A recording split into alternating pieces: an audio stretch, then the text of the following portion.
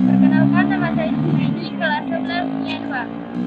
Pada kesempatan kali ini, kami akan berbincang-bincang dengan beberapa guru dengan tema bagaimana proses belajar mengajar di masa pandemi COVID-19. Pada hari ini kita telah mendatangkan beberapa guru, yaitu Pak Ilham Maulana Ibrahim, guru matematika, Pak Amran, guru penjas, Pak Zulkifli, guru sastra. Dan langsung saja kita masuk ke pertanyaan yang pertama, yaitu bagaimana cara guru mengoptimalkan proses pembelajaran di masa pandemi COVID-19. Mungkin Pak Ilham bisa menjawabnya terlebih dahulu.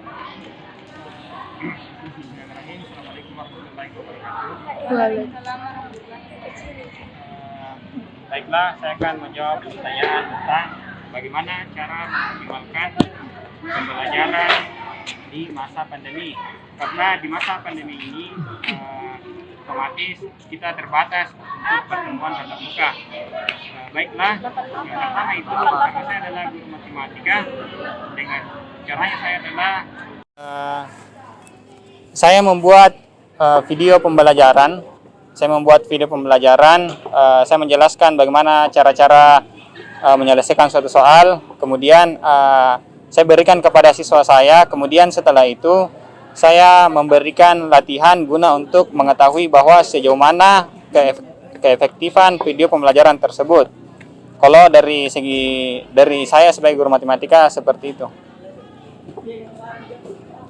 Bagaimana dengan pendapat Pak Amran? Ya, jadi terima kasih. Pembelajaran saya terusus penjas. Kalau mengenai masalah optimalnya jam, mungkin tidak optimal ya, karena saya mengajar di penjas. Bagaimana lagi penjas ada praktek, kita terbatas untuk berkerumun. Kemudian pencegahan atau hal-hal yang perlu saya lakukan di pembelajaran saya hampir sama dengan Pak Ilham, proses mengajarnya, tapi yang saya utamakan itu pemberian soal, latihan soal seperti itu. Kemudian ada pun beberapa yang saya lakukan, sempat mengunjungi siswa, mendatangi rumah siswa untuk mengarahkan bagaimana proses supaya bisa dia mengikuti proses pembelajaran khusus penjas seperti itu. Mungkin seperti itu. Jadi mungkin Pak, bagaimana caranya untuk siswa mengejar ketertinggalan jika tidak praktek di mata pelajaran Bapak?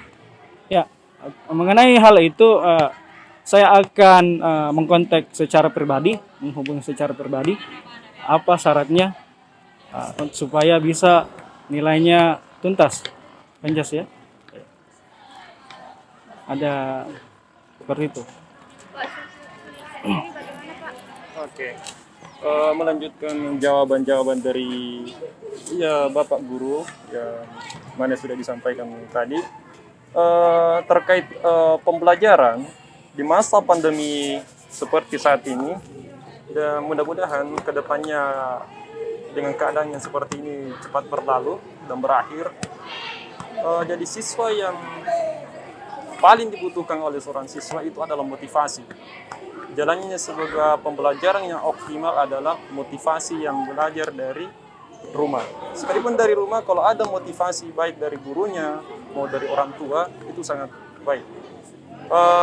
Dan untuk mengoptimalkan pembelajaran yang berlangsung secara daring, kita sebagai guru itu menggunakan beberapa aplikasi, di mana beberapa aplikasi itu sangat banyak terdapat di aplikasi sekarang ini, seperti ada akun belajar yang sudah disediakan oleh Dinas Kependidikan di Sulawesi Selatan, ada channel YouTube. Jadi seorang guru itu harus kreatif membangun pembelajaran yang efektif, yang aktif, dan adiktif itu agar siswa juga tertarik belajar sekalipun di rumah. Terkait dengan pembelajaran sastra daerah yang saya ajarkan, sudah banyak terdapat sastra klasik sastra daerah yang terdapat di YouTube, dan itu saya kirimkan melalui via WhatsApp, dan saya minta juga siswa membuat video yang berkaitan dengan materi pelajaran yang saya bawakan. Jadi itu adalah cara pribadi saya ketika mengajar siswa-siswi di SMA Negeri 72 yang begitu kreatif. Pada pembelajaran daring, Pak, hal utama apa tuh yang menjadi kendala? Jadi kalau berbicara mengenai kendala dalam pembelajaran daring, itu kendalanya sangat luar biasa. Kenapa saya katakan sangat luar biasa? Pertama, tidak adanya chemistry antara siswa dengan guru karena tidak ada pertemuan tatap muka. Jadi pertemuan tatap muka dari sebuah pembelajaran itu sangat penting. Karena tidak ada respon, maka terjadi namanya slow respon. Maka dengan keadaannya seperti itu yang slow respon, maka pencernaan pikiran seorang siswa juga itu slow respon, artinya tidak cepat menanggapi dari sebuah materi yang disampaikan oleh seorang guru. Oke, itu. Jadi bagaimana dengan guru, bagaimana caranya bagaimana caranya mengajar kepada siswa yang bisa saja alasannya tidak ada sinyal, atau mungkin bisa saja di daerahnya itu tidak ada sinyal, Pak. Jadi bagaimana caranya untuk mengatasi itu? Silakan Pak, mungkin Pak Amram bisa Ya. menjawab dulu. Jadi mengenai hal itu ya, jadi memang ada beberapa alasan terkait dengan alasan jaringan, kota. Ya. Jadi mengenai hal itu saya beri sedikit keras ya, sedikit keras, terutama untuk siswa itu. Pada saat 2 kali atau 3 kali tidak hadir, otomatis nilainya saya sudah tidak tuntaskan ya. Kemudian saya berkomunikasi dengan walinya, wali kelasnya, membicarakan tentang keadaan siswa ini ya. Yang paling utama saya lakukan itu bicara dengan wali, bicara dengan siswa itu sendiri apa kendalanya. Mungkin setelah itu kami bisa tahu apa kendalanya, mungkin saya bisa sedikit memberikan keringanan terkait dengan pembelajaran itu. Bagaimana dengan Pak Ilham sendiri?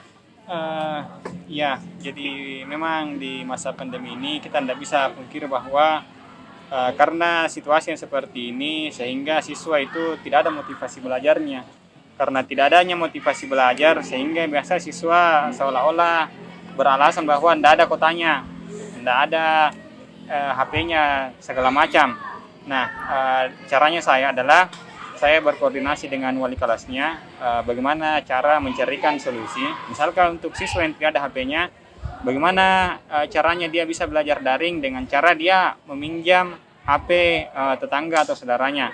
Jadi ketika pembelajaran daring dia menggunakan HP yang dia pinjam. Kemudian untuk siswa yang memang saya rasa sudah tidak ada sekali motivasinya, ya kita beri motivasi dengan cara kita menghubungi langsung siswanya sehingga siswa tersebut termotivasi kembali untuk benar-benar untuk belajar, seperti itu kalau dari saya. Bagaimana dengan pendapat Pak Zulkifli? Oke. Di masa seperti saat ini, di mana percepatan teknologi itu sangat tinggi, apalagi di generasi yang bisa dikatakan generasi 4.0 itu, teknologi itu sudah menyebar ke penjuru dunia. Jadi tidak menutup kemungkinan dari 100% siswa yang ada di SMA Negeri 72 itu, pasti di masing-masing satu daerah itu, mungkin ada tetangganya atau teman sekolahnya yang berdekatan antara yang memakai HP dan yang tidak. Maka saya minta kepada siswa yang saya ajar untuk belajar kelompok, baik yang tidak memiliki ponsel atau HP, mendatangi rumahnya yang memiliki HP, lalu menumpang belajar di HP temannya tersebut. Itu salah satu cara saya.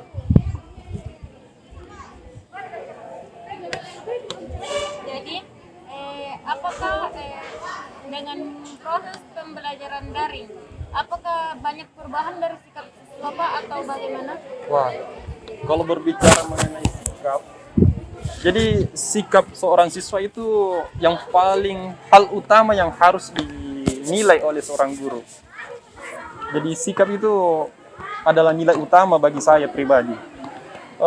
Mengenai pembelajaran yang berlangsung di rumah atau dinamakan daring, sikap atau kepribadian seorang peserta didik itu jauh berubah dibandingkan dengan saat pertemuan tatap muka.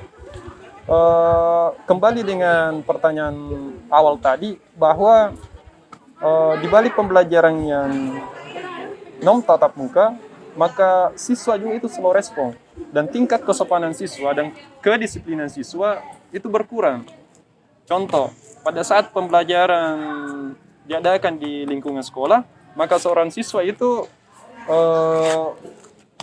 dituntut untuk disiplin, yang mana bangun cepat, siap berangkat ke sekolah, masuk tepat waktu belajarnya. Akan tetapi apabila pembelajaran daring, seorang siswa itu mau-maunya. Saya belajar jadi saya memiliki salah satu siswa di tetangga saya. Dia itu bangun, dia pasang alarm. Ini sedikit cerita mengenai keluh kesah seorang guru yang rutinitas siswa yang belajar daring di rumahnya. Ini dampak negatifnya. Siswa itu memasang alarm di HP-nya pada saat mau masuk jam pelajaran dari suatu masa pelajaran. Misalnya 7.30 masuk mata pelajaran sastra yang saya bawakan. Siswa itu baru bangun pada jam sekian, belum mandi, belum sarapan, belum siap-siap, karena kan namanya pembelajaran daring, tidak ada tatap muka. Jadi siswa semau-maunya saja. Dan tingkat respon siswa terhadap pelajaran itu kadang bukan selamanya. Kadang cuma masuk saja list namanya bahwa saya hadir. Ya. Tapi setelah diselusuri beberapa menit kemudian, siswanya menghilang. Mungkin melanjutkan tidurnya atau hal yang lainnya yang bersifat negatif. Ya, mungkin itu keluhan saya. Bagaimana pendapat dari Pak Ilham sendiri? Mengenai sifat siswa di masa pandemi ini, saya rasa jawabannya Pak Sulu itu sudah sangat lengkap, bahwa memang karena belum ada tingkat kesadaran siswa, belum ada motivasinya, kurang motivasi, sehingga sifatnya itu dia belum bisa kontrol, sehingga memang dari segi sifat di masa pandemi ini saya rasa sangat kurang kepada siswa, kurang nilai sifatnya seperti itu. Ya, jadi ada memang beberapa penurunan karakter siswa ya, terutama untuk di kedisiplinannya, ya, rasa tanggung jawabnya memang sedikit berkurang. Saya pernah bertemu dengan siswa ya, saya sempat bertanya kelas berapa, dia hanya menganga, seperti itu. Kemudian mengenai kekurangan sifat, jadi memang sedikit berbeda dengan pada saat pembelajaran daring dengan luring ya. Karena dari yang kontrol, mungkin seperti itu.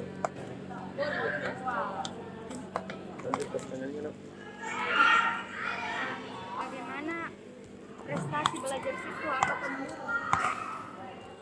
Ya, ini yang paling perlu kita nilai mengenai prestasi belajar. Seorang siswa yang pembelajarannya melalui daring, dari prestasi belajar dari kesehariannya itu jauh berbeda dengan prestasi belajar pada saat tatap muka. Saya beri contoh, pada saat pembelajaran tatap muka itu adalah penilaian keseharian atau penilaian keseharian pada saat siswa diajar. Namun pada saat pembelajaran daring, siswa itu sangat susah dinilai bahwa ini siswa betul-betul mempunyai kemampuan psikomotorik yang baik, yang mumpuni. Karena kita tidak tahu latar belakang dari siswa pada saat pembelajaran di rumah itu apakah mencontek atau tinggal menyalin jawaban yang sudah ada. Ya. Jadi kalau untuk menilai prestasinya, untuk saya pribadi seorang pendidik, saya itu memberi nilai kepada siswa yang betul-betul saya pernah uji kemampuannya. Kalau Pak Ilham sendiri Bang? Jadi pasti sama semua jawabannya ya. Di masa pandemi ini pasti kita terkendala tentang prestasi belajar. Jadi prestasi belajar itu sebenarnya dipengaruhi oleh hasil belajar. Ya. Jadi prestasi dan hasil belajar itu adalah sesuatu yang saling berkaitan. Hasil belajar adalah disitulah kita melihat bagaimana prestasi belajar siswa tersebut. Nah di masa pandemi ini tentu saja kita sangat merasa sangat bermasalah di situ ya, maksudnya masalah susah ya kita untuk menentukan bagaimana prestasi belajar siswa ini. Tapi dari keseluruhan sih jujur saja di masa pandemi ini karena pembelajaran tidak efektif banyak kendala sehingga mempengaruhi prestasi belajar siswa itu menurun. Seperti itu. Jadi pertanyaan terakhir yaitu bagaimana jika ada hal-hal yang tidak dimengerti oleh siswa, tindakan apa yang bisa guru-guru lakukan? Saya dulu. Kita. Iya. Tindakan apa yang kita lakukan jika ada siswa yang tidak mengerti tentang apa yang kita ajarkan. Jadi sebenarnya bukan cuma di masa pandemi ya, di masa tatap muka saja kita itu alami. Bukan cuma di masa pandemi sebenarnya. Iya. Kalau misalkan saya guru matematika, saya menjelaskan dalam satu kelas ada 30 orang, contoh. Yang mengerti cuma 10 orang. Bagaimana yang 20 orangnya, Pak? Ya, tentu saja dengan cara kita jelaskan kembali. Sama di masa pandemi ini, kalau misalkan ada siswa yang tidak mengerti, kita tanya baik-baik, bilang yang di mananya dimengerti, nah, oh yang di sininya. Kita jelaskan, cuman masalahnya di masa pandemi ini kita tidak bisa secara langsung. Jadi di sini kita terbatas lagi. Jadi benar-benar ini kita sangat berharap bagaimana caranya supaya kita sadar akan kita sadar bagaimana cara mengatasi pandemi ini sehingga kita bisa kembali berjalan secara normal lagi. Sekian dari saya. Bagaimana pendapat Pak Omran? Ya, jadi tindakan yang saya lakukan khusus ditunjuk sih ya. Jadi contohnya saya ambil dari cabang olahraga voli ya. Jadi, saya tidak akan pindah di cabur voli ini. Saya akan tetap mengulang-ulang seperti tekniknya bagaimana. Ya, setelah siswa bisa memahami bagaimana melakukan gerakan atau teknik yang tepat, baru saya bisa pindah ke cabur lain seperti itu. Oke. Mengenai pemahaman siswa dan pembelajaran daring, otomatis banyak sekali kendalanya atau ketidakpahaman seorang peserta didik. Namun upaya-upaya yang saya berikan kepada siswa itu dengan memberikan kembali materi, untuk mengulang kembali materi, dan pada saat siswa sudah mengatakan saya paham, saya memberikan kembali stimulus. Bagaimana stimulus itu memiliki respon yang betul-betul siswa ini sudah tahu dan sudah paham mengenai materi yang saya sampaikan. Namun terlebih dahulu saya menekankan kepada siswi yang ada di SMA di Tujuh Goa, sebelum melakukan pembelajaran, otomatis saya meminta para peserta didik agar mengoptimalkan pembelajarannya sebaik mungkin. Jadi semacam ada kontrak bahwa kamu harus paham dulu ini baru pindah. Satu siswa yang tidak paham, maka materi tidak akan dilanjutkan. Itu tingkat kedisiplinan atau pendisiplinan kepada siswa yang malas belajar. Mencakup semua keluhan-keluhan siswa, baik dari masa sebelum pandemi sampai masa seperti saat ini. Jadi mungkin sampai di sini bincang-bincang pada kali ini. Mungkin dari guru-guru ada sedikit pesan atau motivasi kepada siswa siswa-siswa yang yang malas belajar? Jadi untuk motivasi kepada anak-anakku yang menuntut pendidikan di SMA Negeri Tujuh Goa, semangat pelajarannya lebih ditingkatkan lagi walaupun di masa seperti saat ini, karena kunci kesuksesan adalah ilmu, yang mana ilmu adalah membawa kita hidup di dunia menjadi aman, damai, dan selamat, begitupun sampai pada masa yang akan datang. Jadi untuk anak-anakku yang masih belum efektif belajarnya, untuk anak-anakku yang sudah efektif belajar, yang sudah aktif belajar, lebih dikembangkan lagi dan dikembangkan. Dan satu pesan untuk siswa-siswi SMA Negeri Tujuh Goa yang belum melakukan vaksinasi, baik dari vaksinasi tahap 1 dan 2, segera lakukan vaksinasi agar pembelajaran bisa berlangsung di sekolah seperti sedia kala.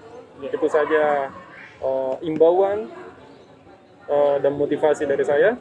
Mudah-mudahan dari interview atau wawancara kepada guru-gurunya bisa dilihat oleh teman-teman yang lain, dan semoga tugas ini, tugas yang sekarang berlangsung yang kalian kerjakan ini bernilai ibadah di sisi Allah Subhanahu wa taala. Sekian dan terima kasih. Assalamualaikum warahmatullahi wabarakatuh.